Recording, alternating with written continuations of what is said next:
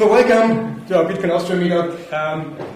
For all the people who don't know about Bitcoin Austria, we are a non-government, non-profit organization dedicated to spread the word about Bitcoin. So thank you for hosting us here today for our meetup. Today we will hear something about Bitcredit. Hubertus will tell us more about this thing. So have an interesting evening and enjoy this evening. Thank you. Thanks, Johannes, for the intro. Also from our side, welcome here at the Hayek Institute.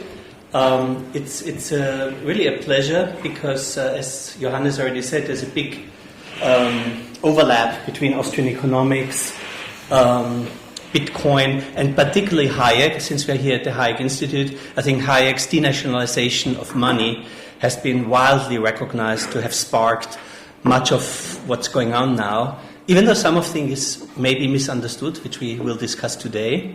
But anyway, I think without further ado, I wanted to start this with something which I find quite funny, because some of the people present here, I think I see 2 or 3 people who have been here. You may notice the wrong date here. Today is not the 18th August 2015. But in August 2015 was when within Bitcoin Austria we had the first discussion of a big problem for the adoption of Bitcoin in the real economy. Upon which we had a discussion once in the 5th district, still in the co-working space, on what to do, and the problem which we encountered was in Greece. Yeah, in Greece, 2015, the government, the central bank of EU, the ECB, shut down the Greek population from the euro money supply. And as you know, the Greeks couldn't buy food, they couldn't buy medicine. It was a terrible situation. Families they even couldn't buy medicine needed for people because all shops only wanted cash. And at the time we thought, okay, why the heck can't we switch over to Bitcoin in such a situation? And we thought through it at the time and said, there's currently only 4 existing ways to get to Bitcoin. We either buy Bitcoin at an exchange, which was pretty nice and easy in 2015 still. You could buy it from a holder somewhere physically or also remotely. You could work for a holder, which didn't happen at all at the time. And of course you could do mining, which even in 2015 was already very difficult. So at the same time, but all of these ways were blocked. When the banks are closed, you cannot buy Bitcoin. It's impossible. And there were and there are far too few holders to kickstart a Bitcoin economy in exactly the situation when we have the best chance to succeed, which is when a country's banking system and fiat system breaks down, as they invariably do. Yeah? Fiat systems break down all the time, somewhere. So that was 2015. At the time, so to say, we discussed a possibility to use what's called credit money to kickstart, to bootstrap Bitcoin in such a situation using proof of work from the real economy, real goods produced, by which one person gets the goods but doesn't pay it until maturity. So that's the debtor and the maturity, and minus a discount to compensate for those 2 risks. And all which would be needed here would be one Bitcoin transaction in the very end. So if the ECB shuts down, we can just go laughing, not into the bank, but without the bank, and kickstart the economy. So that was the idea. We even discussed some rules which had to happen so that this is really Bitcoin principles. It needed to be open source, decentralized, no fiat money required at any time, so no off-ramps, no on-ramps. Nobody can lock us out anymore. There should be no need of trust in central banks or government, obviously. It must withstand a banking system shutdown. We wanted anonymity of debtors and creditors, at least on a need-to-know basis. We wanted a graceful digestion in the case of a credit default, so not like the fiat system where one bank topples and all other banks come down.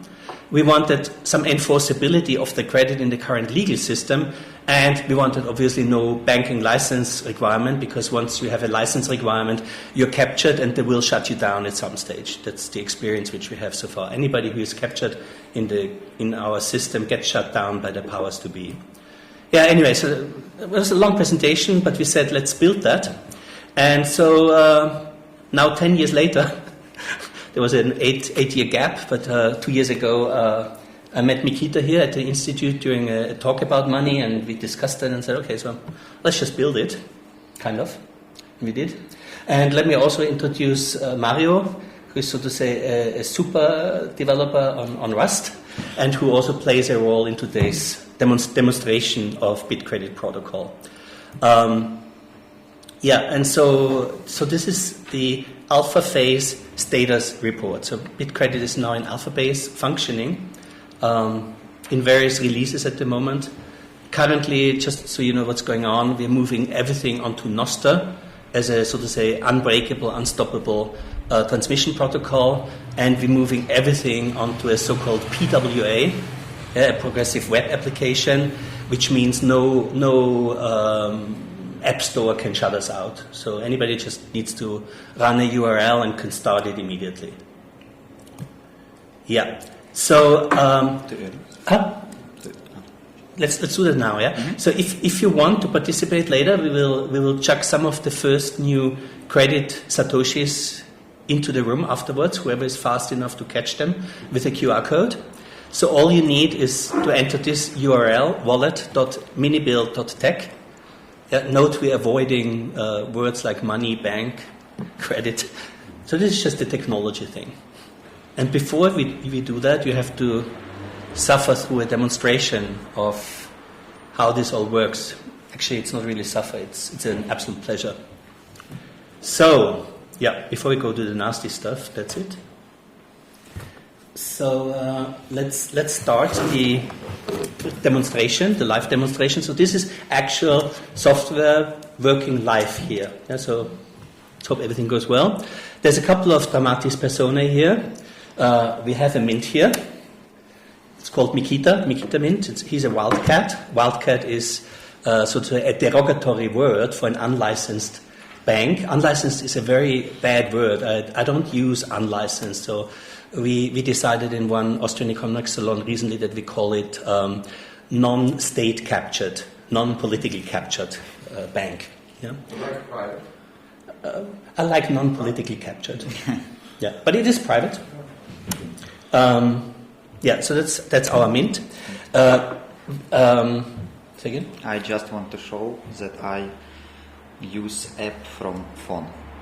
They use it from PC, ours, two parties, but I use it from phone, so I would like to demonstrate that our progressive web apps works from any device that you can use.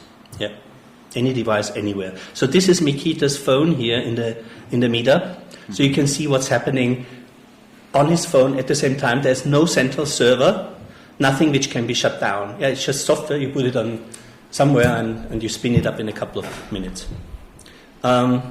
Then we have a producer of fantastic apricot brandy. Yeah, so the name is Mario Apricot Brandy. I happen to produce apricots here in Austria. We know it's apricot time soon. Are we doing a farmhand? Yes, we can do farmhand when we will distribute credit satoshi. Yeah. So Mikita has a double role. He can also play a farmhand, working at the apricot farm if needed. We'll see how far we get. Yes. So now that we introduced dramatis personae, how does this all start? Yeah, let's imagine Greece shuts down, or the EZB decides to shut down Austria and our apricot business. So we say, okay, go home, EZB. I have apricots to sell. Nobody has Bitcoin at the moment. What do I do? So at the same time, you have a factory, Mario, right, which has no work right now. I have a lot of fresh apricots. What should we do? Do you need some apricots? I definitely need some apricots. And do you have Bitcoin? I definitely have some Bitcoin. You have Bitcoin? Then pay me in Bitcoin, please. Sure. No, you don't have Bitcoin. Oh, no, sorry. Okay. So let's do it again. You don't have Bitcoin, right? Yes, I don't have Bitcoin. All right. It's so natural. Obviously, I have Bitcoin, right? But I thought you lost them in a boating. oh, right. I lost a bit of voting accident. Exactly. Right. I had Bitcoin. That's what I wanted to say. That's it. Yeah, like everybody. So, yeah, I have an idea though. Yeah, I can wait a little bit. My farmhands are not too hungry. They have some apricots to eat. Can you pay me? When have you produced your apricot brandy and sold it to people? Well, it takes me about 1 or 2 months to actually produce it, and then I have to talk to... So I have a proposal. There's this Bitcredit Protocol. It's an open software. You can just pay me a bill of exchange, which is due in 2 or 3 months. And you pay me when you get the money, and meanwhile, okay, I get a slight little uplift. How about that? Sure. I mean, yeah. I mean, we know each other for a long time. We've done business before. Okay. Why not? Good. So that means we have collected a lot of apricots, enough for some nice brandy. And what I will do now is I will draw a bill of exchange on Mario's apricot brandy factory. Yeah? So what I have to do for that is I simply open on my phone, on my PC, wherever, my Bitcredit app, which is free. It's in just this URL up here, Bitcredit, currently -def, it's on testnet, .minibill.tech again. And all I need to do is say, I want to do a new bill. Can everyone see that on the screen? Yeah. So I say new bill. And then there are various types of bills I can use. This will need a little bit of education in addition to Bitcoin. But anyway, the bill which I need here is the self-drafted bill where I issue a bill and send it along with my apricots. Yeah? So I think for a nice ton of apricots, that'll be something like 1,000, let's see here, 1,432 sats. Yeah? Sounds like a good price. Yeah, it's a very good price. And I know you so long, so you're in my contacts there. He is Mario at in La Sallestraße. That's an interesting. Okay. Address is fine. La Sallestraße. I know him. He lives there. So I select Mario here as the payer of the bill in a couple of months. It already filled out as a standard, which is a standard in commerce, a 3-month bill. That's the famous bill which always produced money before central banking came in. But it could be 2 months, it could be 6 months. It just should never ever be beyond 1 year. That's important, yeah, for various reasons, which we can discuss another time. And I could also, I would normally also upload an invoice. I have none ready here right now, so that gets also stored decentralized. Then I preview that bill. So those 2 things I needed to enter, nothing else, yeah. And I can see, okay, Mario shall pay against this bill of exchange on 5th of August after apricot brandy time. 1,432 sats. He's the payer. Place of payment is in Vienna, which is where Mario has his brandy factory. There's no protest. That used to be a traditional thing where if somebody doesn't pay, you need to go to the notary public. You need to prove that somebody didn't pay. Blah blah blah. We'll explain after how easy that is on Bitcoin. And I sign this. Yes. So this is an electronic signature. I have place and date of signing. I confirm my signature. Poof, yeah, there's the bill of exchange. And if I go out here now, you can see it here. It's a green bill, decent bill, 1,432 Satoshi.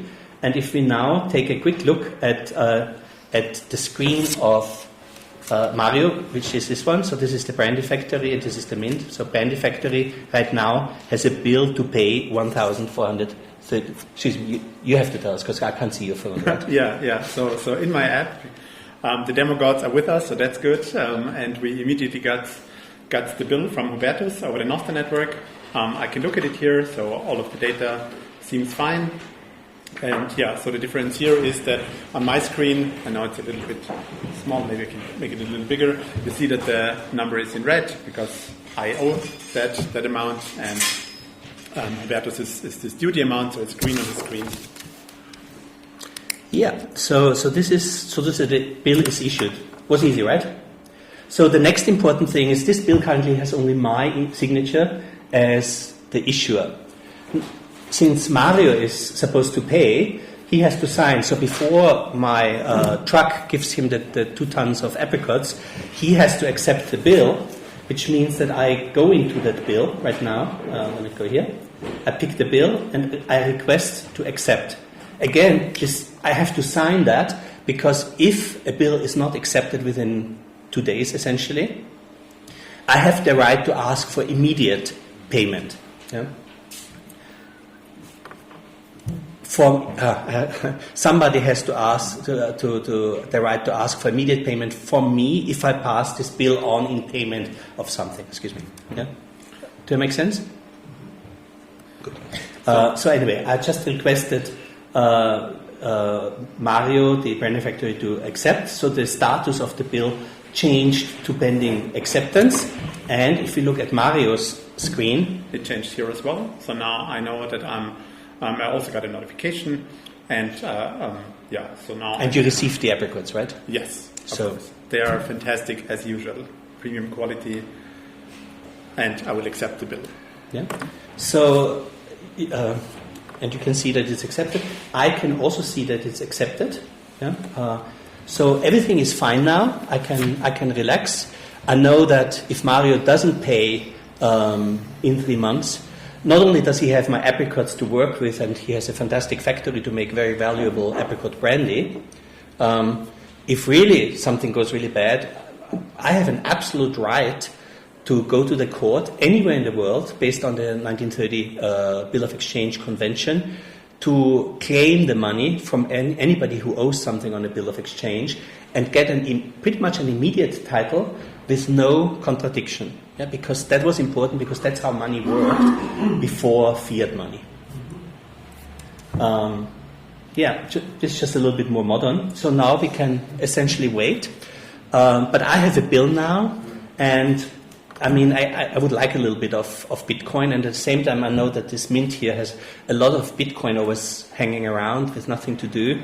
And I wonder whether I could get some liquidity for my shop. To buy seeds, to buy fertilizer, whatever, by selling the bill. So I kind of could ask Mikita, you have a lot of Bitcoin not lost in a boating accident, right? Yeah. So did you want to buy a bill of exchange for a couple of months? The risk is Mario, very good apricot factory. Yeah? Yes, just send me offer to sell, and I check this bill in my app, and I decide if I want to buy it. How many percent do you, so to say, want? I want 7%. 7%? Yes, okay. 7. Fine. So we will sell this bill to the buyer, who is, let's take Mikita T. The mint is located in it's a completely doxed mint. Yeah, mints in the future you don't actually need to know, because they're non-custodial. Not yet. I will get there. Anyway, so there's Mikita T. Okay, that's correct. The mint is in Josefstrasse 1, but normally I wouldn't care, because I would know his guarantee capital. And he wants 7%, so I just enter the 7% here, which means instead of 14,432 sats, I only get 1,415 sats, which is kind of okay. So I confirm that, and I sign that I'm willing to sell to Mikita this bill. Here's my electronic signature, and let's see what happens on the mobile telephone of Mikita. Yes, I immediately, you can see from my phone, I did not any clicks, but immediately get this bill of exchange. You can see that in the gray color, because now I am not a party of this bill. I can see some data, okay, some payer, drawer, status accepted, okay, looks fine. How many Hubertus font for this? Okay, it's 1,415. Okay, I think it's a good price, so I would like to buy this bill of exchange from Hubertus. And what I need to do now, it's a testnet, so now I need to go in any testnet wallet of Bitcoin, and I need to pay 1,415 Satoshi, how we see, to this address to pay. Just a few words how this address to pay generated. We have two keeper in our app. One keeper is Hubertus private one, and one keeper is for bill.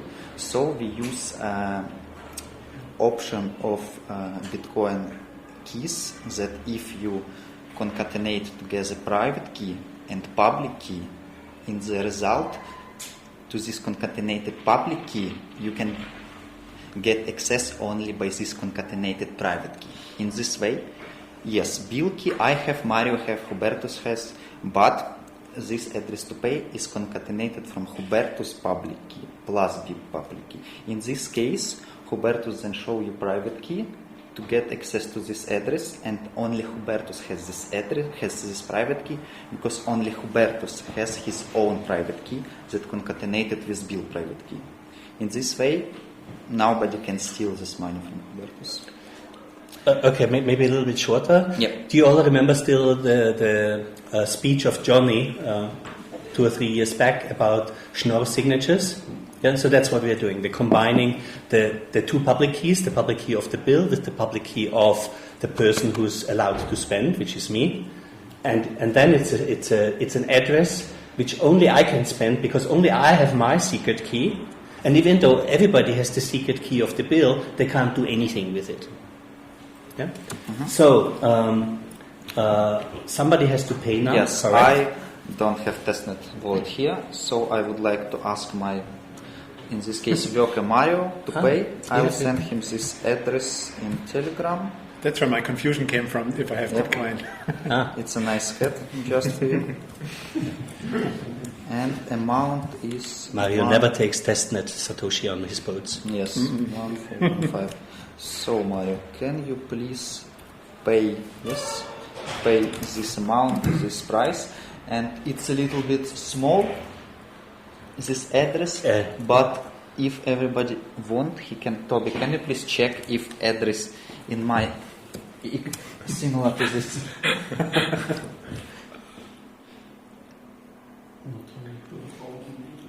Er looks similar now. Yeah. Don't trust. Just check the last four digits. Oh yeah, the last Yes. digit. You just hashed it in your head. So, looks fine, yes? Yeah. Okay, Fine. Mario, please pay this amount of Satoshi and put commissions max. Yeah, I always overpay hard. Okay. I'm so rich. Good Yes. to the minus. So now Hubertus, I think Mario can left this open, or even I can. Transaction not yet found. Hubertus can open this in mempool. So I'm going on my bill. Can you see that? Yes. So I'll just gonna check the payment here. So here's the private key to spend. I'm really wild. I'm going to reveal it in public so anyone can steal testnet satoshis. This is the link to the mempool which I'm going to take. So we're going to look at the mempool on test. Mario is already doing it. So I think currently we have a block time of 20 minutes on testnet. Last one was at 50, so probably in 10, 12 minutes. The next 10, 12 block. minutes. Right. Okay, so we'll need to spend some time. Meanwhile, I will enter this into my Electrum. Just quickly do a new wallet, right? Hold on, how did it go? Yeah, so the plan was that if we had to wait now for 20 minutes for maximum block time, we knew it would be between 0 and 20. In the general test, it was 20 minutes. Now it's 0. So I guess we can just continue with the demo, and I tell you what's behind all this afterwards, okay? Okay, fine. So let's go back to the bill of exchange. We sold, and now I guess Mikita can check whether he has the bill, right? Yes, you can see again my screen, and you can see that it was this bill. And now to the order of Mikita, it's mean to the order of me. So when our soft saw that this transaction was done, we automatically create new block endorsed from Hubertus to me. This means that now I am holder of the bill. So I have control for this bill and I can do whatever I want to do with this bill. I would like to show you request to pay, but with this bill I can show it to you because we have paid on 5 August. So if I now request to pay, it shows me the bill request to pay before maturity date. But before our presentation, we prepared second one bill with Mario, where I can already show you guys how it works also request to pay. So this is this bill, 363. Can Mario please open also this? And scroll down a little bit. You see now status accepted, and if I click request to pay, it's also immediately in Mario. Look, it's pending payment. So check payment, and Mario now can pay for this bill of exchange. I'm always the one paying. This I asked already as a holder, so immediately after Mario paid this bill, status will be paid, and in this case, bill of exchange calculated as a closed, as a paid. If you ask me what's going on if our blockchain of Bitcoin are calculated, for this one we have also solution. We are working on it now. We use database where we put last transaction and hash of this transaction. And every time when you launch app, we look for last transaction and check Bitcoin blockchain for this block ID if hash is correct. If hash is correct, it's okay. If hash is, for example, not correct, so it was some recalculation of block, we jump back by our local database by transaction until we found correct one. This means that everything was done after this correct one is incorrect, so we must again request to pay for all these bills. Okay. So why are we saying that? Yeah, we thought it was extremely important that we adhere even to the last principle of Bitcoin. So if there is a reorganization, this is going to be reflected even on the bills of exchange. Mm-hmm. Yeah. I think now we can wait. We should wait 20 minutes because. Probably. Yeah. Now we have to wait till 19:30 now. Yes. Roughly, yeah. Yeah, testnet, for those who don't know, seems to currently be exactly 20 minutes. So they accept the nonce, whatever it is, after 20 minutes. Yeah. We use now testnet 3. We will switch to a new one very soon. Yeah. Good. So while we wait for this payment to happen, maybe an explanation. The PWA version, other than the version which you can see on a live video, which is on our website, the PWA version currently doesn't support the minting yet. But minting is essentially the same as what I just showed with selling. It's only instead of paying with outright satoshis, the mint pays with credit satoshis, which it mints against value received.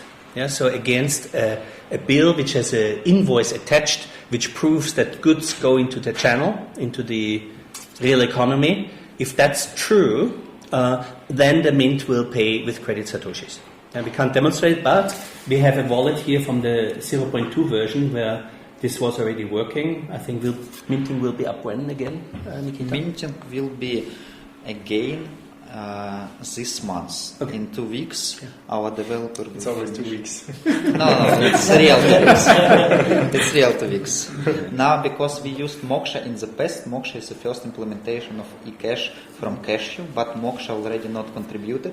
So now Cashew guide fully switched to CDK, Cashew development kit, fully written also in Rust. That's why we switched to CDK, and now we are on a step where we have all our microservice architecture from 19 services. So now we just struggle these all puzzles together. We have also admin dashboard, so in 2 weeks it will be available. Okay. Yeah. Just a couple of explanations here for who's an economist here in the room? All economics? Everybody. Good, good. So the difference between free banking of the past and what we are doing here right now is that we're distinguishing very sharply between credit satoshis created against goods, against bill of exchange with 100% reserve in bills of exchange minus a discount, and debit satoshi, which is outright Bitcoin, so to say a warehouse receipt in Bitcoin. There's three important differences to how this was done during the gold standard. First of all, one of the biggest criticisms which Austrian economists always had about banknotes was that they were immediately redeemable in gold, even though the bill of exchange has a maturity. Now that's stupid and gives rise to bank runs. Yeah? So at the same time, any number of base money is sufficient if you only do this at maturity. So that's important. Second thing which is important, we strictly distinguish between satoshis which are present money and satoshis which are future money.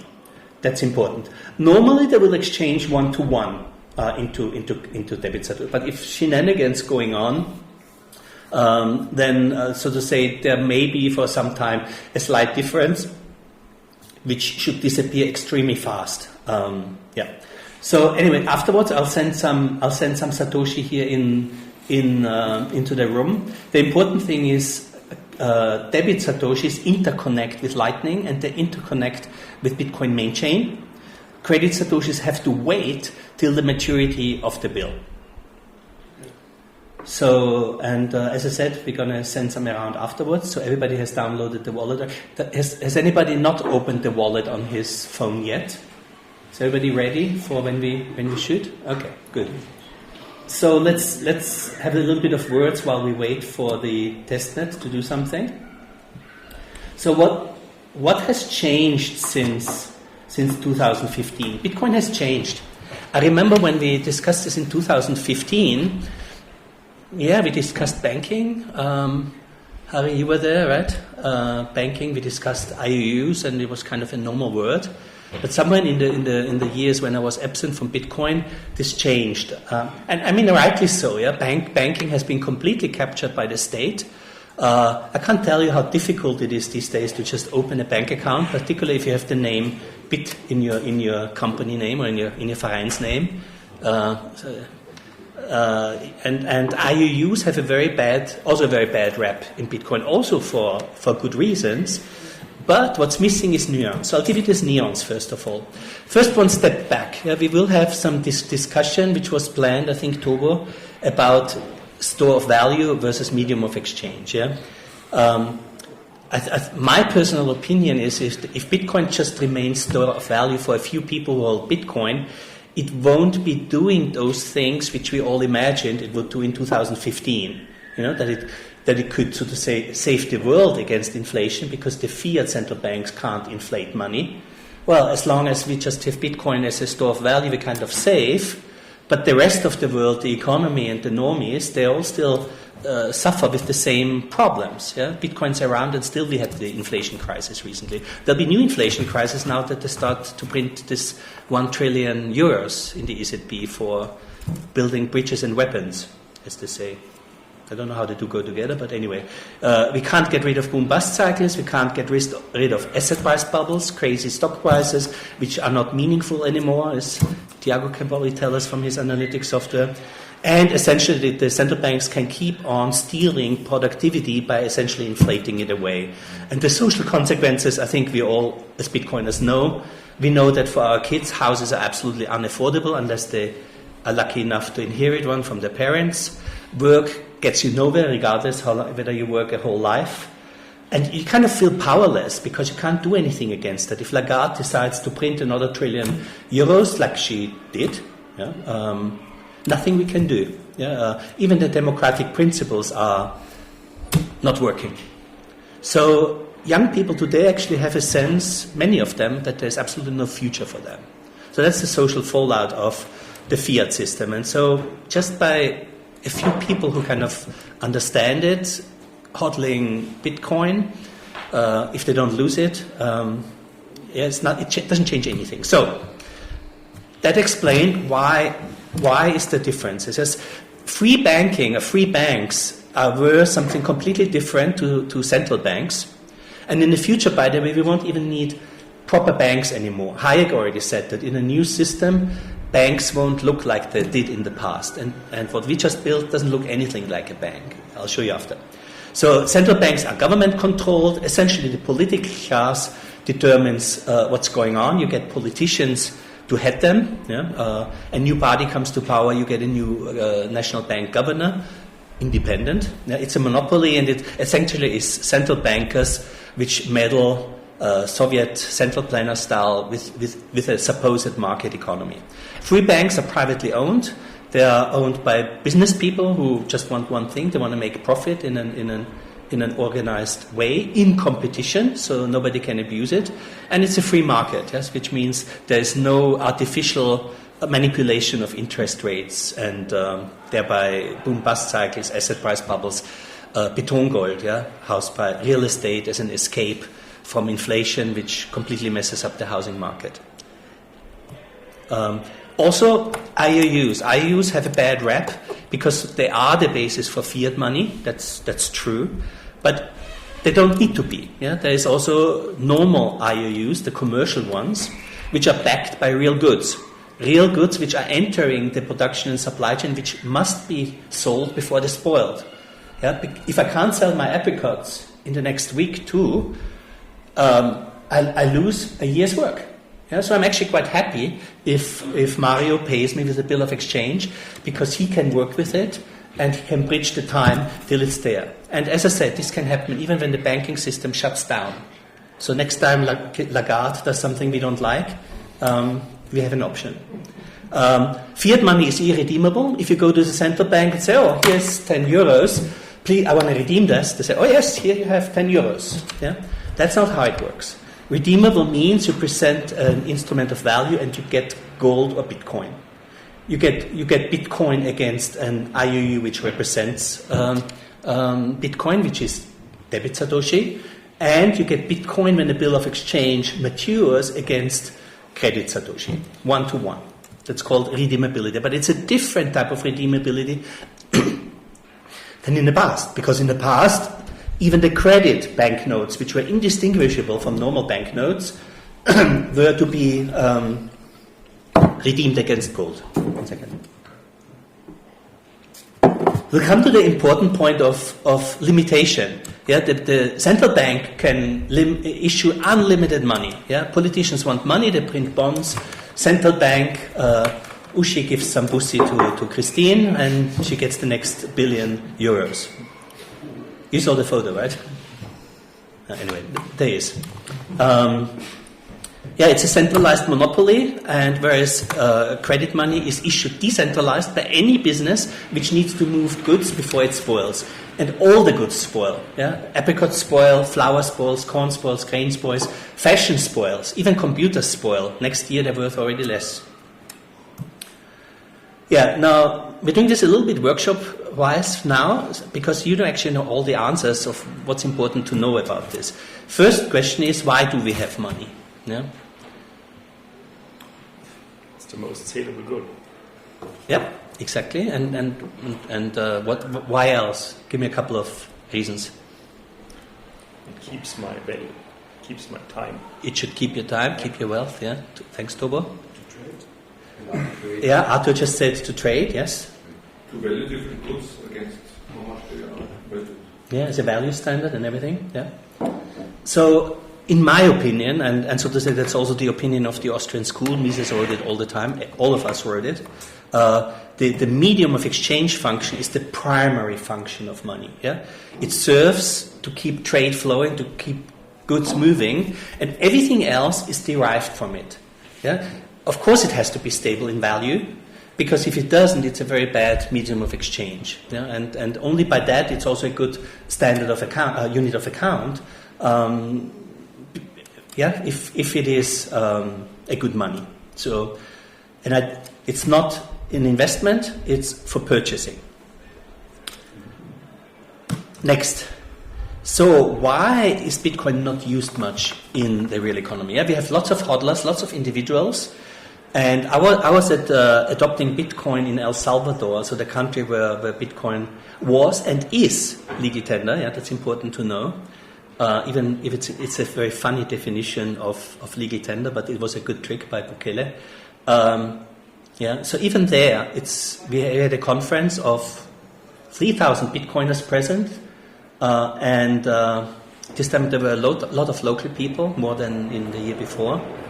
And amongst them, 2-3 had anything to do with the real economy. Yeah, so it's not us. So why is that? Too slow. Too expensive. Too slow, too expensive. Too volatile. Huh? Too volatile. Volatility problem. Volatility. We're still early. Yeah, still early.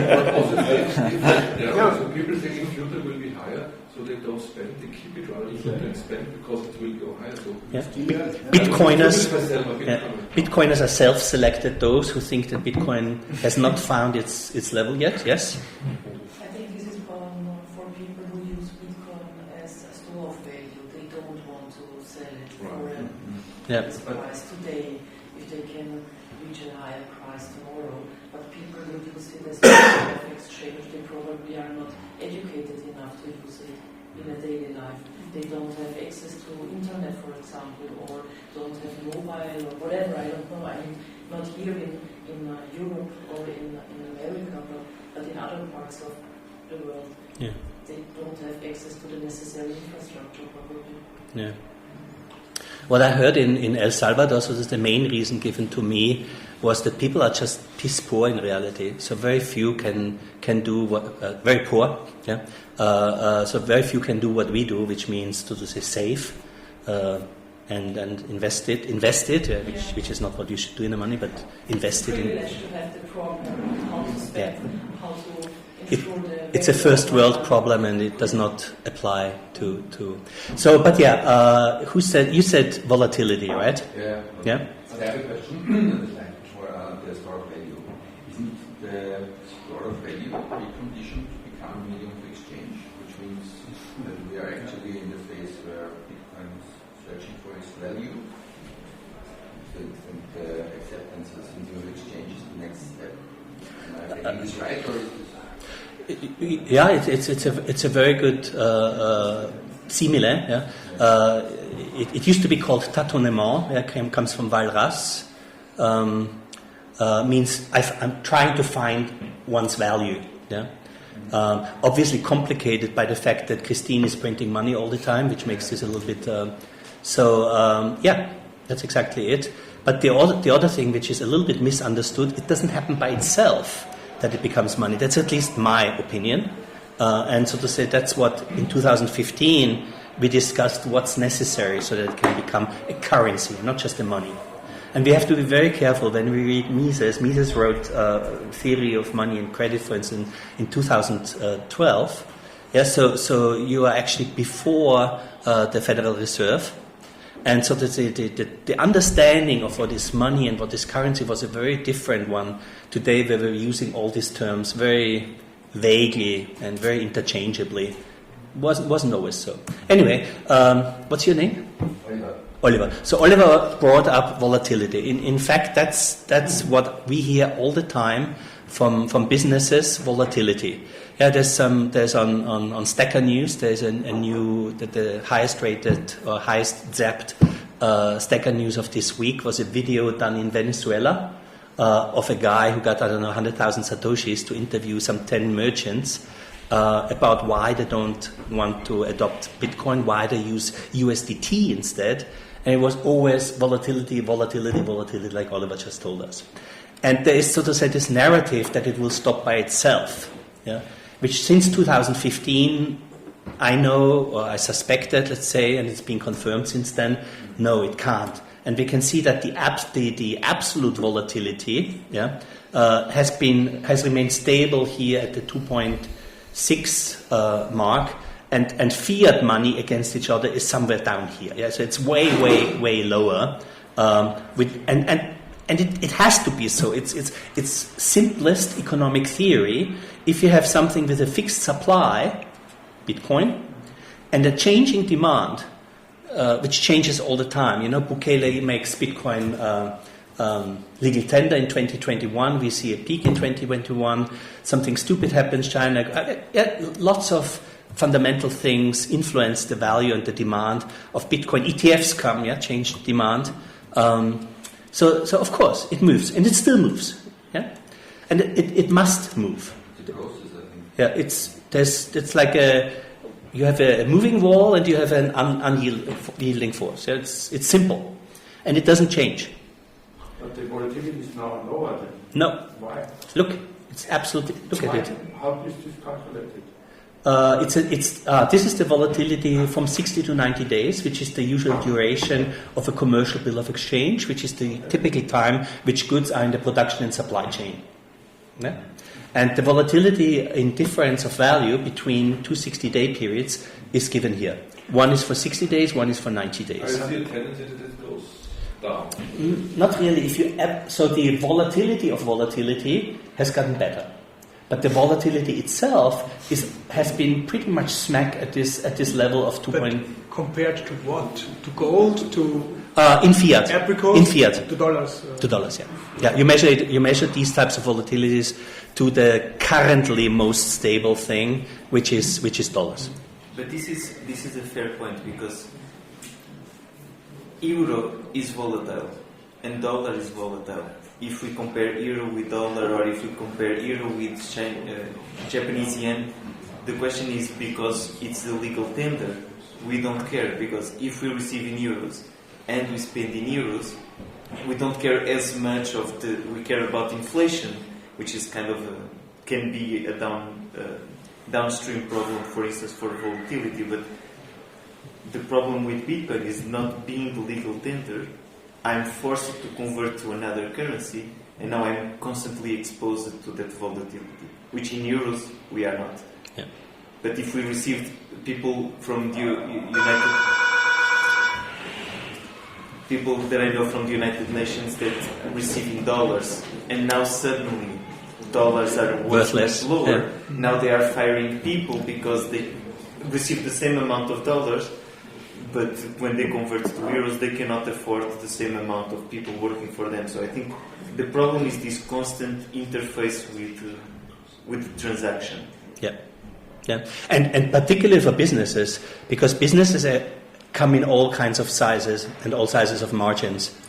Some businesses, like wholesale business, have a lot of margin. Wholesale has very little margin, 2% or something. And if the volatility of Bitcoin goes up and down 10%, those guys go bankrupt in one day. So we would be destroying economic capability. And that's in that situation you can't catch on. There are other businesses which are richer, like for instance, if you're a programmer freelancing, your margin is very high. Yeah? So you can afford that. And you can see that those are the people who can easiest adopt it. But anyway, the absolute level, yeah, if you run the Garch model against that, is pretty much the same. Hasn't changed. Yeah, you can see it with naked eye, and you can calculate it. The solution, which so to say started in Europe around the 16th century, when the bankers in Lombardia invented the bill of exchange, was that with bills of exchange you added elasticity layers through credit money. So essentially we are not doing anything new here, we're just modernizing it in a much more elegant way using digital technology. So as soon, we come to the mechanism. And this actually shouldn't be surprising. Yeah, I don't know really how that happened in the last 10 years. I have a suspicion whose book it was which so to say propagated that. It's absolutely true that the quantity of money, base money in the old sense of Mises, needs to be fixed. But the total quantity of money, meaning base money and credit money, needs to be elastic. And Austrian economists have always said that. Yeah, Hayek wrote in the 16th chapter of Denationalization of Money that a stable price level and a high level of employment do not permit the total quantity of money to stay constant. Yeah, if the apricot farm cannot sell their farms, the apricot farmer goes bankrupt. You don't have apricots, and I have to fire my workers. Yeah? And Mises said the same thing. Yeah? He actually had to clarify it at a later date than after his book was written, in an appendix almost to the theory of money of credit in a later edition, where he, so to say, explicitly added the fact about bank money. So it was partly money and bank money. Something was money and paper money, yeah? All kinds of terms there. So you need to be very, very careful. So he says the theory of elasticity is correct. Banks increase and decrease the circulation pari passu, so in line with the variations of the demand for money. So the demand for money changes, at Christmas, at harvest time, at holiday time, it changes. And as long as the supply of money keeps pace, we're good. And in doing so, they help to stabilize the objective exchange value of money. I would like to add that we must add also the bill of exchange to that definition of money, which is issued between businesses when they're needed, when they have fresh apricots, when they have new computers. So that's true Austrian economics, not, so to say, the simplified version which some people in the space tell. Just a question for this. If banks should have the function or the power of increasing and decreasing the circulation of money, it doesn't mean that the amount of money available needs to be elastic. It's just about the circulating money, a sub-amount of the stable money. So this, I could interpret this like this. Yeah. So from the Bitcoin point of view, we have fixed money, fixed 21 million, and probably the banks are holding like 18 million. And if the interest rates go up because there's request for money, there's need for money, they will give credits, but it's not credit money. They will give out real Bitcoin. And if there is less need for money, now we have a misunderstanding. People getting it back. This could also be possible because it's about circulation. It's not about the amount of money. Okay, what you need to know about that is what Mario and I did, was circulation. So circulation money, by definition in trade, is always credit money. So in reality, the gold was hoarded away. It hardly ever moved. Yes, and still you had the banknotes. There was circulation money, currency, current moving, like streaming. It streams in the opposite way of the goods. Yeah, so the goods go downhill, the money goes uphill back to the issuer, who gets his bill of exchange paid. It's a very clear situation, and the fixed. When as Austrians we say the amount of money should be fixed, we mean outside money. We mean the Bitcoin, which is used to redeem bills of exchange, must be fixed in an ideal money, or the amount of gold is quasi-fixed, it's rather stable. So that's the meaning of it, and I'll come to it in a moment. Questions first. The amount of money the banks should put into circulation is limited. Yes. The amount of Bitcoin. You just called out this slide. So what Oliver just said, he referred to limited. Tell us, Oliver. That was my question to the quote. Circulating money to the banks should increase or decrease. Circulating money. Yeah. But my question is, does this mean that the amount of money they are allowed to circulate is limited? Exactly. Yeah. But then it's not unelastic. If you have Bitcoin is unelastic. Say again? It's unelastic. Yeah. Okay. And the theory here is that the amount of money which gets into circulation should be elastic. Yeah. Yes. You produce money, but it's different kind of money. Yes. It's also so like the interest rate is not always the same. Yeah? It's also an important factor. Yeah. But you expand the amount of money by the goods you produce. No? And that's the important thing, because if we look at this in a let's say more systematic view, this is now my interpretation, is you have a situation where we are today in a really bad situation. When does something have value in economics? Scarcity. When it's scarce, and scarce may not be the right word. When it's, so to say, it needs to be rationed because there's not enough for everybody, and we don't hit each other on the head anymore to steal it. We do it with purchasing, right? And people want it. And it can be scarce if no one wants it. It's not. So there's demand. Whereas for air, I mean, the important air is I would die within 3 minutes without air, and still, it's probably the most precious thing if I don't have it. As I don't know, out in space. But for example, nuclear waste is limited, but nobody wants it. There's also be a use case for this, or like you said, there has to be some real use. There's some requests, some need for it. A supply to serve the demand. That's correct. Yeah. So without supply and demand, they are kind of yin-yang of economics. So central bank, once it has the monopoly, it can actually cheat people just how it wants. The government says, okay, I print $1 trillion of war bonds, and the central bank has to print it to support the war. No limit. The other thing which can happen is banking policy. And here we need to be very, very careful, because there is good banking policy described by Austrians all the time, and there's bad banking policy. And the worst banking policy is when it's centralized, because then you can do what you want without competition keeping each other in check. And the other time where you can do what you want is if there's no redemption, no redeemability. It's important that it's the right kind of redeemability, but once there is redeemability, there is verification that the credit which is being created is true. So bad banking policy happened in reality not because of bad bankers, but because of governments who gave out banking regulations, who captured them. Yeah? So it's not regulated banks, it's politically captured banks who then, for instance, need to take government bonds for money because the law says you can only create against government bonds, war bonds, whatever. So that's bad banking policy. In truth, banks never did that. When they started that first time, for instance, in America, in the middle of the 19th century, banks first objected. They were completely against it because how will this ever come back? Yeah? It's too unsafe.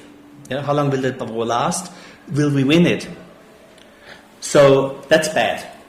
Limited, as we just said, is either if we issue warehouse receipts against gold or against Bitcoin. A warehouse receipt in Bitcoin is essentially e-cash. There are Xiaomi mints, which some of us Bitcoiners will know. Fedimint, we had that Citadelle in Graz, for instance.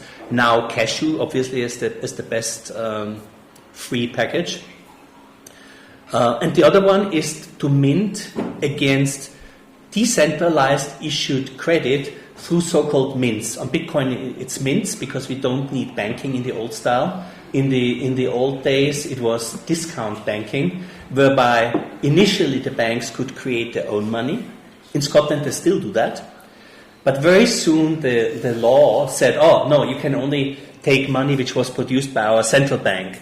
So the poor discount houses had to go to the central bank and kowtow to get some money and discount then the needs of the people who produce. Yeah? And of course they didn't always grant it because they're monopolists. Yeah? If Mario buys a Tesla, means he supports of course he cannot get a loan now. Yeah?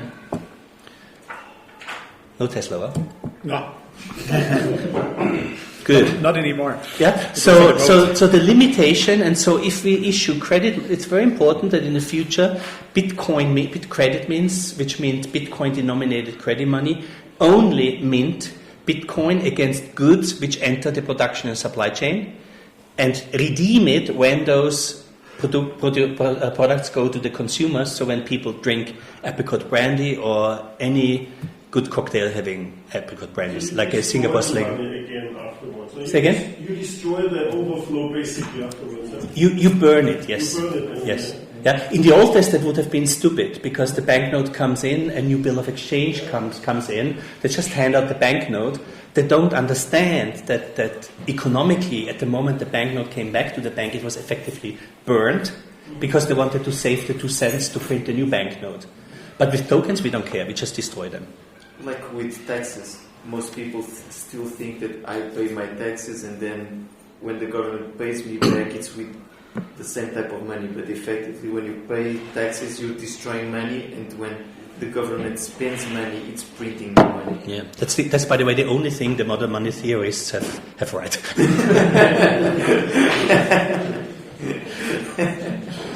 what if, like, you have this housing crisis and stuff? If I sell my house for a certain amount, somebody wants to buy it, everybody thinks it's a higher price now, so you play the game and play the game and play the game until we work. Mm-hmm. But that only works when?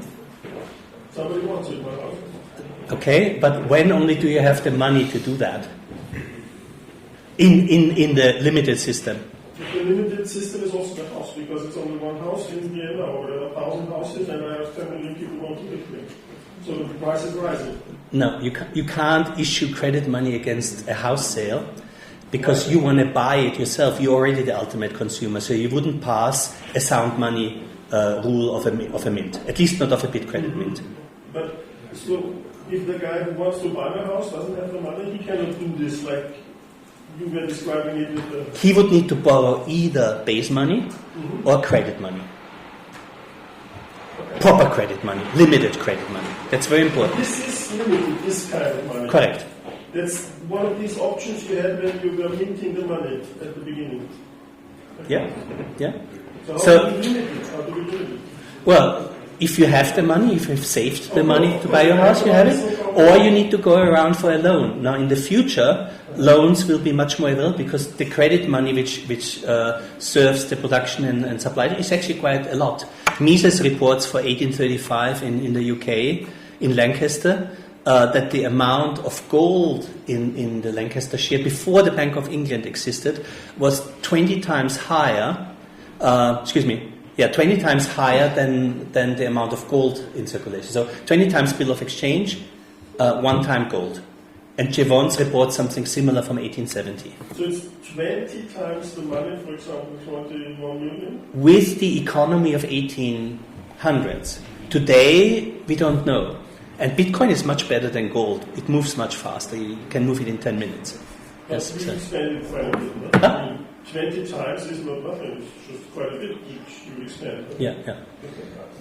What if he doesn't sell the apricots, or if he cannot within 25th August he doesn't sell anything? So what happens then? What if the goods got lost or got they were on the boat? Yeah.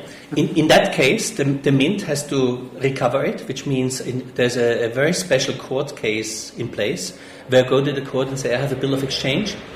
If it's formally correct, it's an abstract negotiable payment instrument. So if you filled it out correctly, the court immediately gives you execution order, and poor Mario will lose his distillery, his house, his dog.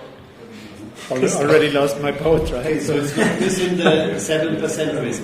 Huh? It's not within the 7% risk. Oh, it is normally because normally what happens is before a bill gets minted, there's at least 3 good signatures on it. So the mint has, let's say, if each stage has 10% risk, then a series of 3 signatures reduces the risk to 1,000th. So we know from historic records that the loss in case of default, LD, was extremely zero, essentially 0.1% or something, which means that the discount fees, which were much higher than that, served to cover the cost, to check that everything is in order, to pay the people who work the system, and of course to pay the profits for the mints.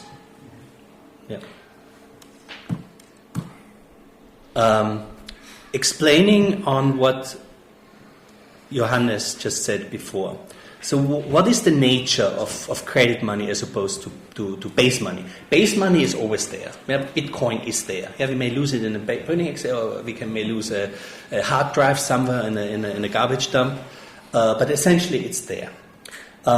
With produce, it's different. So let's assume the following. Yeah, we have a pig farmer, a Schweindelbauer, and the Schweindeln, the pigs are ready in spring. Yeah, so farmer Bob he must eat bacon. No, he can eat bacon. Bacon's beautiful all year round. Yeah, and the harvest of the grain is in autumn. Yeah, and Farmer Jim must eat bread all year round. Well, again, I guess bread's a nice thing, but if you have to eat it every day, I guess the word must is okay. Do we all get that? Yeah, so those 2 guys, of course, meet one day, and Farmer Bob agrees to give half his pork supply to Farmer Jim, and in exchange, Jim promises him to give him half his future wheat to Bob. So in future, they can eat Schweinebraten mit Semmelknödel, obviously, which is a favorite Austrian dish. In autumn, Farmer Jim makes good on the credit given to him by Farmer Bob. So the 2 are even. The exchange is complete. One half of the exchange was done in spring, the other half of the exchange was done in fall. This is a symbolic one. The credit cancels out. Who said burn? You said it burns, right? It burns. Yep. Yeah. So the credit burns away. The credit money always burns away when the 2 parts of a trade, which was mediated by medium of exchange, gets completed. And that's why you actually only need medium of exchange for trade and industry. That's why we say trade and industry runs on credit. Okay, one thing. The farmer could eat a little less corn, stockpile some corn, so he can immediately exchange corn for pigs, and there's without any credit. So this would be the other way, yeah. So like the pure Bitcoin way is like saving first and spending when you can afford something. Yeah. Look, this is an example. Yeah, I know, but the economy doesn't work like that. Yeah. If you want to be efficient, you want to minimize the amount of hodling of goods, also because goods spoil. Yeah. This is a 1 year example, admitted, but as I said, normally money doesn't spoil. But how do you buy a house? With most people cannot buy a house by saving, and even if they would save it, it probably would be a bad decision. Yeah, of course, because the house gets higher and higher because of inflation. You have to have a medium of saving, which like keeps the value or increases in value, which works with Bitcoin, probably gold, but it doesn't work like saving for 10 years with euro from the salary. How I can buy cup of coffee with Bitcoin? Just go to Delicious and do it. No, how many I will pay for it? I will pay commission more than cup of coffee. It won't be any commission. No, fee. Lightning? Fee. Lightning has also a big fee. If I would like to buy a cup of coffee, Lightning fee less than is not 0.5% at most. No. And if you tell Bitcoin must go to the moon, no, soon it must this not, fee will be much more than a cup of coffee because. It's just a technical issue. Sorry, just getting back to the house example. Because economics. when I go to a bank and I say, I take a loan to buy this house, we are both happy with the transaction because I can either save money for 20 years, not living in my own house, and then I buy the house after 20 years, or I can take a loan, live in my own house for 20 years, and the bank will also be happy to receive an interest rate on top of it. So then credit is not a bad thing. Of course. Okay. It's totally okay. The only thing is... It's not your house where you owe money to the bank, okay. Right? It's not your house.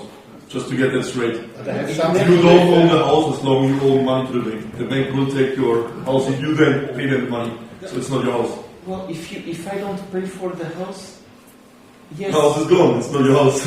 No, but if you buy your house Like a live with in the house. Bitcoin, if you buy your house, you pay with Bitcoin, and then you don't pay taxes, and then the house wasn't yours either because the government comes and takes your house. No, the house is yours. But if I don't pay taxes, the government is going to take my house, not the bank. The bank is not the government. It's it doesn't matter. You need to pay your obligations. It doesn't matter where your liabilities are. If it's with the bank, if it's with the government, if it's with another company. It doesn't matter where your liabilities are. The house is yours. Now, if you don't pay your liabilities, it can literally happen that I take a loan for one thing. I have my house, and if I don't pay this loan, they can go to court and they can go after my house, even though the credit was not attached to my house. One thing, the house is mine, as long as I meet my liabilities. So those are two very separate things. I think legally it's not that way. I think it's not your house. As long as you haven't paid all your... Do I need to... It's our house. I don't need the bank's permission to throw a wall to the ground. I don't need permission from anyone else. It's my house, legally. Just a little point, because I hear that the testnet has done its work. Let's go back to, before we go into theoretical scenarios here, people save half a year of their income in Bitcoin or whatever to spend it. Let's go back to the real world. The real world in El Salvador, where 95% of people live hand to mouth. They don't have a chance to save 6 months. It's a very much not only a first world problem, because even in the first world problem, 50% live hand to mouth. Yeah? So anyway, and the problem we want to solve, where we started all this, was a situation like Greece, yeah, where there is no Bitcoin in sufficient quantity around to kickstart an economy, and where credit money obviously is the solution, because we don't need anything to start with. So we can use this technology, which is credit money, to kickstart a country on Bitcoin in a very desperate situation without waiting half a year. Half a year is too long. We have maybe 2-3 weeks to get to a significant market share as Bitcoin in such a situation. That was the time in Lebanon till people went over to dollar. Venezuela had multiple such crises between 2016 and 2020. So that's the situation we are fighting with. Yeah? The population cannot save 6 salaries. And anyway, let's go back to So we understood why money will stay valuable if its supply is strictly limited according to rules of how much is actually needed. We know that credit money is created in spring and is killed in harvest, and this could go on forever. There's a question. No, but you said you have a limitation about not over 1 year, this credit system. Yes. And that's enough, because we know, so to say... So it's really for the keeping the business running, changing, but it's not for buying a house, maybe? No, for buying the house, you either save first, or, and that principle of Bausparen was always correct, yeah? You save for a couple of years with a decent interest rate for a long, manageable time, and then you get a loan for, and in the old days you could actually buy a house from a Bausparvertrag, which is impossible today. Today it's just a joke. Yeah. But in my head, I don't know, is the speculative part, which is not really... Okay, the speculative part is very easily explained. Yeah? If you have a bad, unlimited banking system, because of the rules okay, which... I could use more money... and this new money goes into houses, yeah? It drives up the house prices, which makes it more expensive for the next one. Because the house price in nominal value, in fiat money, is higher, the banks will give you more money, and it's a spiral. It gets more and more expensive till the kids can't buy one. But if I'm on your side here, I have goods which I get credit for, basically. And we have whatever house or whatever investment thing we have before. I have invested something, whatever, and I get credit for it. That's what you said in Bausparen. Yeah, you save part of your money and put it on a Bauspar account. I use also more money that way. Because because you worked. So, okay, what's important to know is this cycle of credit money built what's called the wage fund. Yeah? There's also a wage fund doctrine. Please don't mix it up with that if you're an economist here in the room. Just the fact of the fund from which workers are being paid. There's some silly doctrine about the wage fund from 1700 something. Ignore it. Yeah? So the business, me, who just sold apricots to the brandy farmer, received satoshis. Yeah? And I used those satoshis to pay my farmhand who helped me pluck it.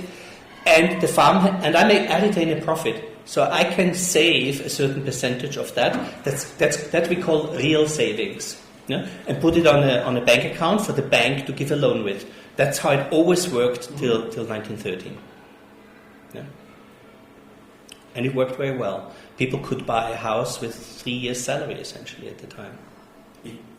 Basically, just because the bills of exchange are limited by 1 year, it doesn't mean that someone that saved a lot of money cannot lend money at a longer term, like a bank. They can still lend money longer. I think that's a good question. And guess what happened? The money saved gets put to work at the bank. So banks will exist. Mints are not banks, yeah? The banks will exist. They will collect the savings of the farmhand, the savings of the farm owner, and they will lend it out to somebody who's building houses, for instance. There's a bank in here as well. Yeah. You need a bank, a savings and loans bank. What I'm talking about is what used to be called issue banking, which has been destroyed by law, by monopoly law, and given to the central bank, to the Soviet Union type style thing. Yeah. Communists. So 3 lessons out of that. In a modern economy, we have goods in huge abundance because we can finance division of labor. I mean, most of us in the room will have read iPencil, I guess, right? Who has read iPencil in the room? Only one. Only Philip, right? And Robert. Of course you read, Johannes. Okay. Well, iPencil is, so to say, a really silly story endorsed by Milton Friedman, who is quite a good economist, even from Austrian point of view, who, so to say, describes how it's absolutely impossible to even produce such a simple thing as a pencil without gigantic division of labor. Or maybe Johannes, what's your take of it? Yeah, try to build a pencil on your own. You won't be able to do it. Yeah? Because there's hundreds and thousands of people and companies involved to create a simple thing like a pencil. So that's the the story. Yeah. Yeah, so the story elaborates. Yeah, you have the rubber thing on top. Yeah, so you need the rubber trees in Brazil. You need the ship built to bring the rubber to Europe. You need to mine the little metal piece on top and the varnish around the pencil and the wood and the graphite, and it's all coming from all over the world. So it's impossible. You need medium of exchange, and credit money is what moves this. You can actually prove that because of the generation. Yeah, and that's what this layer is for. It's necessary essentially for the duration of which the trade and industry. So the more trade and industry you have, the more credit money you need, and it's all being redeemed and resettled by base money all the time. You don't even need to require that money physically, but it acts as a common denominator. I'll give you an example here. These two guys, when they exchange goods, that's still simple. But if we, for instance, now add a cattle farmer, a Hörndelbauer, cattle farmer, and a potato farmer, yeah, then they could make the same deal. Yeah, I give you a little bit of steak in spring, or beef jerky because it keeps longer, and when you harvest the potatoes, you pay me back. So this new credit cycle going on. But then it's hard once they start to interchange potatoes with grain. It's very hard, so you need a common denominator. And the crazy thing is, they could use anything as a denominator. They could use goats, like they do in Malawi, as a denominator. They could use gold. They could use Bitcoin. And they could still do it in such a way, you give me 5 gold coins worth of grain at your harvest in fall. You give me 5 gold coins worth of potatoes in fall. And all of this could happen without a single gold coin flowing around. That's very important to know. Hodling or holding a base money does not really interfere much with the credit money cycle. But it acts as a common denominator. And so to say, the quantity of credit money must absolutely be limited, that's very important, to the value of real goods in circulation for sale. What does it mean for your house example? So if I'm a Häuselbauer, somebody who builds a house, and I do a Bausparvertrag, construction savings agreement with a mortgage bank, yeah, then what we put away in real savings, we do not consume, neither the farmhand nor the farm owner. And whoever gets the loan finds something in the production and supply chain which he can buy from that money. It's always equal, which stabilizes the value of money, as good Mises said here. Yeah? So this production of credit money is what stabilizes the value of money. So that's once this gets going, we go to a situation where Bitcoin will find its natural value as a medium of exchange and then stabilize there. Whereas what we have right now, in reality, I think it's kind of almost behaves like a meme coin, up and down and up and down. So you're saying that the volatility of Bitcoin comes because right now, or the last 10 years, because we don't have an elastic money on top of Bitcoin? Really? Yeah. No. Yeah. That's essentially the volatility is because of speculation, of short-term trading. Yeah. But it's not because of we don't have elasticity. Yeah.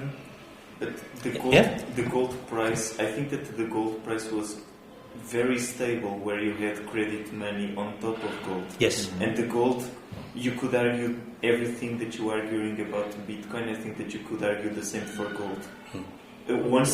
Once you lost the ability to create money on top of, elastically on top of gold, when you lost that in 1970, that's when you start seeing the price of gold like effectively behaving like a commodity. But before, if you see the price of gold, I don't know, through the 19th century, 18th century, even 20th century up until then, the price of gold was remarkably stable, even before there were pegs, even when you didn't have explicit pegs. Yeah. If I remember correctly, the history of gold money. You can actually almost see that since Roman times, because the Romans already had created credit money in the Roman Republic. I didn't know that. So the value of an aureus till the creation of fiat money in 1913 in reality was remarkably stable, and it was, as Tiago just said, remarkably stable from the time when we had very good, reliable data, like let's talk 1700 in the United States. All these times, gold as an M0 money, was more or less a well-known commodity, a well-known form of money. But nowadays, Bitcoin is something like very new. We all know, we know what Bitcoin is and all the stuff, but we are a very small minority. Bitcoin still has to find, this will take a lot of years, its position in the world. So adding this now, or even in 5 years, I don't think this would reduce. What's the logical flaw? What's the logical flaw in that argument?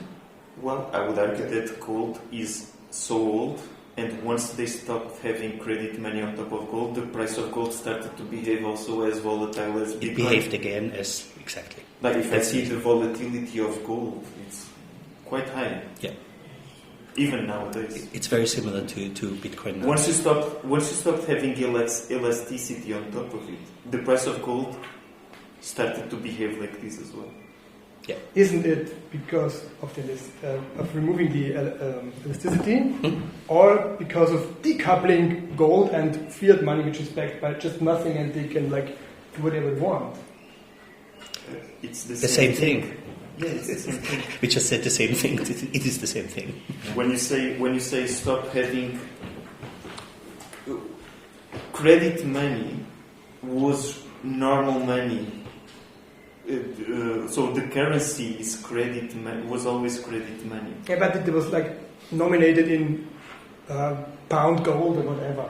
So it was fixed somehow.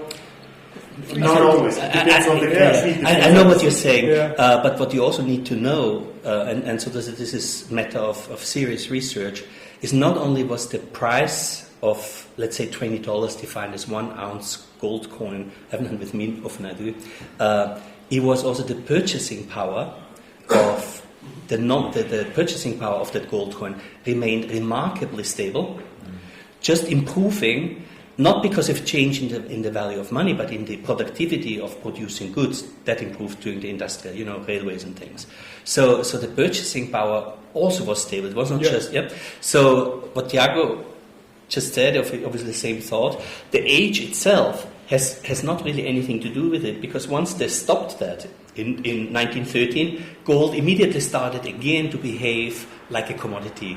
Yeah, it has a fixed supply and the demand fluctuates. If there's a new war in Middle East, it goes up. Yeah, if there's economic crisis, or the fiat money goes down, and gold is the stable thing. So exactly. Because in the long run, gold kept its buying power even now. Yeah, for sure. But what changes is the demand. Money flows there. And didn't gold also had it in the historical reference? Didn't gold also has its phase where it first has to find its value?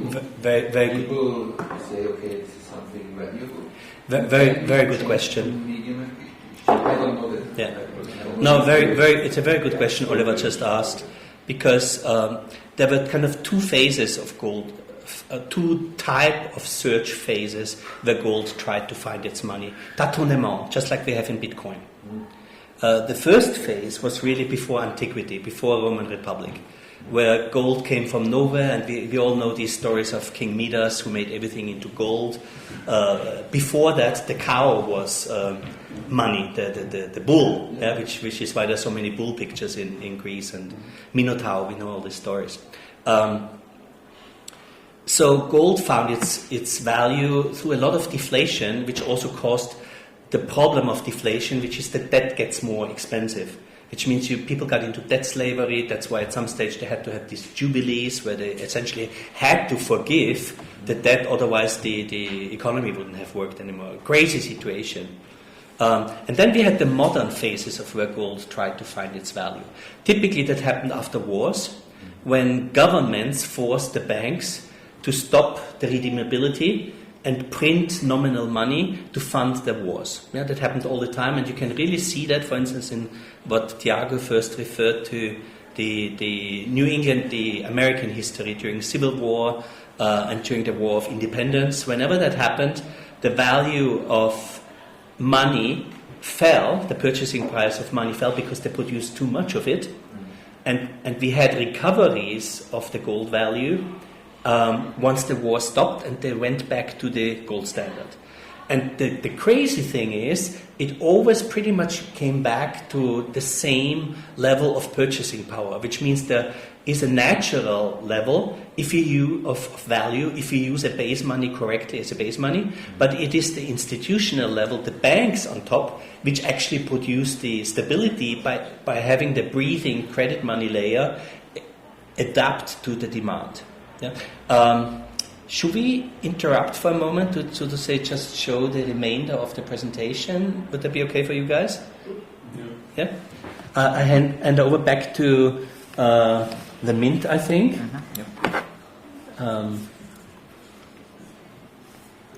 So we make this a bit smaller. And I also promised you guys a couple of credit satoshis, which you should keep because wrong thing. So.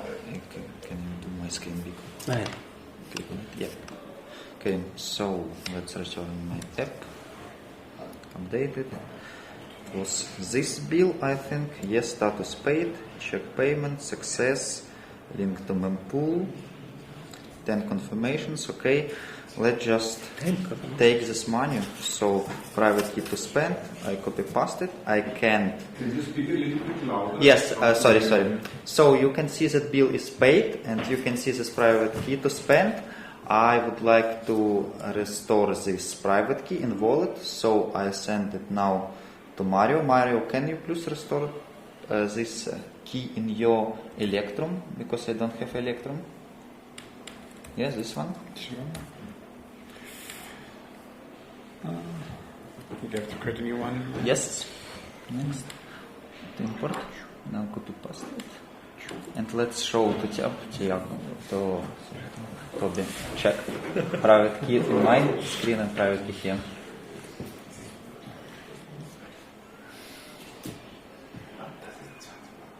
Again, I would say it looks similar enough. Yeah, thanks. So, can you please click? Yeah, we'll just keep it. Yeah. Yeah, you see that money is here, so I can just use it. The bill is paid, process is finished. Yeah. So feel free to join the communities. Nostra is a very weak communication channel where we put out stuff and information.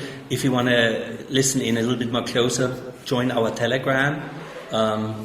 And if, as I said, if somebody of you knows a merchant who is, so to say, Bitcoiner enough to try this out with one of the suppliers in a B2B transaction, that's very important, yeah? Not business to consumer, because that has to be Bitcoin. Yeah? B2B, that's where you create that. As soon as the goods go out of the channel to a consumer, it's over. You must destroy the credit money. Thanks for coming then.